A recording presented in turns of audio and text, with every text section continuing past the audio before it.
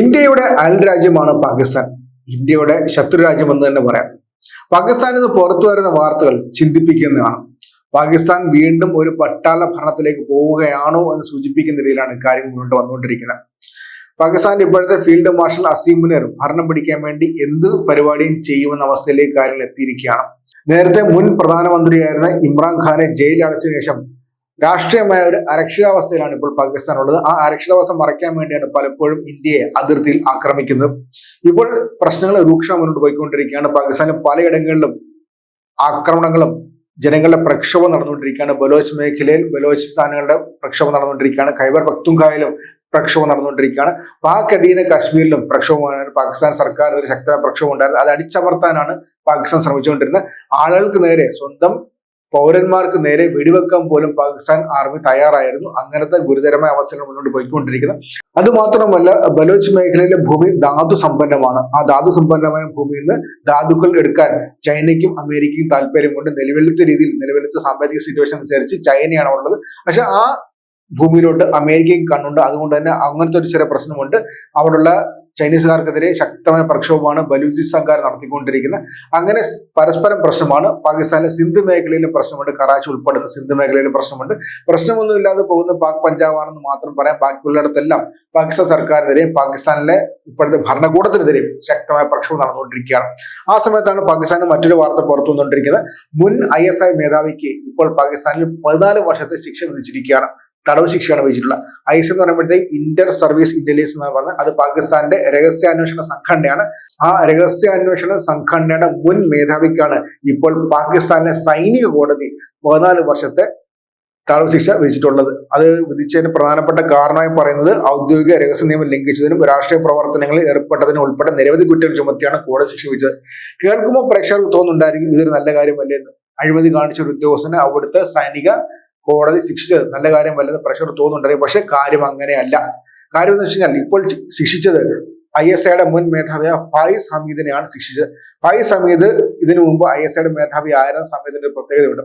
ശ്രദ്ധിക്കേണ്ട മറ്റൊരു പ്രധാനപ്പെട്ട കാര്യം, ഇത് ആദ്യമായിട്ടാണ് പാകിസ്ഥാനിൽ ഒരു ISI മേധാവിക്ക് അല്ലെങ്കിൽ മുൻ ISI മേധാവിക്ക് ശിക്ഷ വിധിക്കുന്നത്. പാകിസ്ഥാൻ സൈനിക നിയമത്തിലെ വ്യവസ്ഥ പ്രകാരം ഫായിസ് ഹമീദിനെതിരെ 2024 ഓഗസ്റ്റ് 12-നാണ് കോർട്ട് മാർഷൽ നടപടി ആരംഭിച്ചത്. രാഷ്ട്രീയ പ്രവർത്തനങ്ങളിൽ ഏർപ്പെടുക, രാജ്യത്തിന്റെ സുരക്ഷയ്ക്കും താല്പര്യങ്ങൾക്കും ഹാനികരമായ രീതിയിൽ ഔദ്യോഗിക രഹസ്യ നിയമം ലംഘിക്കുക, അധികാര ദുർവിനിയോഗം, സർക്കാർ വിഭവങ്ങൾ ദുരുപയോഗം ചെയ്യൽ, വ്യക്തികൾക്ക് അന്യായമായ നഷ്ടമുണ്ടാക്കുക എന്നിങ്ങനെ 4 കുറ്റങ്ങളാണ് അദ്ദേഹത്തിന് ചുമത്തിയത്. ഇതിന്റെ ഭാഗമായിട്ടാണ് ഇപ്പോൾ കേസ് ചുമത്തി ശിക്ഷ വിധിച്ചത്. 14 വർഷത്തേക്ക് അദ്ദേഹത്തെ അയച്ചിട്ടുള്ളത്. പക്ഷെ പ്രശ്നം എന്തെന്ന് വെച്ച് കഴിഞ്ഞാൽ, ശ്രദ്ധേയമായ കാര്യം വെച്ച് കഴിഞ്ഞാൽ, ഇദ്ദേഹം ISI മേധാവി ആകുന്നത് ഒരു സുപ്രധാനമായ ടൈം ലൈനാണ്. അതെന്ന് വെച്ചാൽ ഇമ്രാൻഖാൻ, മുൻ പാകിസ്ഥാൻ ക്രിക്കറ്റ് താരമായ ഇമ്രാൻഖാൻ പാകിസ്ഥാന് പ്രധാനമന്ത്രിയായ സമയത്താണ് അദ്ദേഹം ISI മേധാവി ആവുന്നത്, ഫായിസ് ഹമീദ്. ആ സമയത്ത് ISI മേധാവിയായിരുന്ന ഒരു വ്യക്തിയെ എടുത്തു മാറ്റിയിട്ടാണ് ഇമ്രാൻഖാൻ ഫായിസ് ഹമീദിനെ അവിടെ മേധാവിയായി സ്ഥാപിക്കുന്നത്, അങ്ങോട്ട് ആ കസേര ഇട്ട് കൊടുക്കുന്നത്.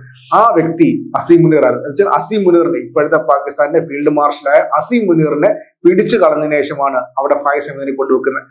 ശക്തമായ പ്രക്ഷോഭം അതിന്റെ ഭാഗമായിട്ട് അസീം മുനീർ നടത്തി. പിന്നെ അതിന്റെ ഭാഗമായിട്ടുള്ള മറ്റ് പ്രശ്നങ്ങളുടെ ഏറ്റവും അവസാനമാണ് ഇമ്രാൻഖാൻ പ്രധാനമന്ത്രി പദത്ത് പുറത്തിറങ്ങുന്നതും പിന്നെ കേസിൽപ്പെട്ട് അകത്താവുന്നു. അതിന്റെ മറ്റൊരു വെർഷനാണ് ഇപ്പോൾ ISIയുടെ മുൻ മേധാവിയെ ഇപ്പോൾ 14 വർഷത്തേക്ക് ശിക്ഷിച്ചിട്ടുള്ളത്. എന്ന് വെച്ച് കഴിഞ്ഞാൽ ശ്രദ്ധേയമായ കാര്യം വെച്ച് കഴിഞ്ഞാൽ അസീം മുനീർ തന്റെ എതിരാളികളെ ഓരോന്നോരോന്നായി തീർത്തുകൊണ്ടിരിക്കുകയാണ്. പല രീതിയിൽ കൊല്ലുന്നില്ല എന്ന് മാത്രമേ ഉള്ളൂ, പല രീതിയിൽ ജയിലടയ്ക്കുന്നു, അല്ലെങ്കിൽ പിന്നെ മറ്റ് കേസുകൾ ഉൾപ്പെടുത്തുന്നു. അങ്ങനെ പെടുത്തി തന്റെ എതിരാളികളെല്ലാം ഓരോരുത്തരായി തീർക്കുന്നു എന്നുള്ള ഏറ്റവും ശ്രദ്ധേയമായ കാര്യമാണ്. ജനാധിപത്യപരമായിട്ട് യാതൊരു കാര്യവും പാകിസ്ഥാൻ നടക്കുന്നില്ല. ഏറ്റവും സുപ്രധാനമായ ഒരു ഉദാഹരണം കൂടിയാണ്. ഏറ്റവും സിമ്പിളായിട്ട് തന്നെ മനസ്സിലാക്കാം. കാരണം ഫായിസ് ഹമീദ് ISI മേധാവി പദവിയിലോട്ട് എത്തുന്നത് വ്യക്തമായിട്ട് അസീം മുനീറിനെ പിടിച്ചു മാറ്റുകൊണ്ട് മാത്രമാണ്. അസീം മുനീർ വീണ്ടും സൈന്യത്തിലൂടെ തങ്ങളുടെ അധികാരം ഇപ്പോൾ വ്യക്തമായി തന്റെ കീഴിലോട്ട് എത്തിച്ചിരിക്കുകയാണ്. അപ്പോഴാണ് പാകിസ്ഥാനിലെ സൈനിക കോടതി ഇപ്പോൾ ഫായിസ് ഹമീദിന് ഇങ്ങനത്തെ ഒരു ശിക്ഷ വിധിക്കുന്നത്. അപ്പോൾ 1, 1, 2 എന്ന രീതിയിൽ 2, 2, 4 എന്ന രീതിയിൽ വ്യക്തമായി പരിശോധിക്കുകയാണെങ്കിൽ അവിടുത്തെ അധികാരം ഓരോന്നായിട്ട് ഇപ്പോൾ അസീം മുനീർ പിടിച്ചടക്കിക്കൊണ്ടിരിക്കുകയാണ്.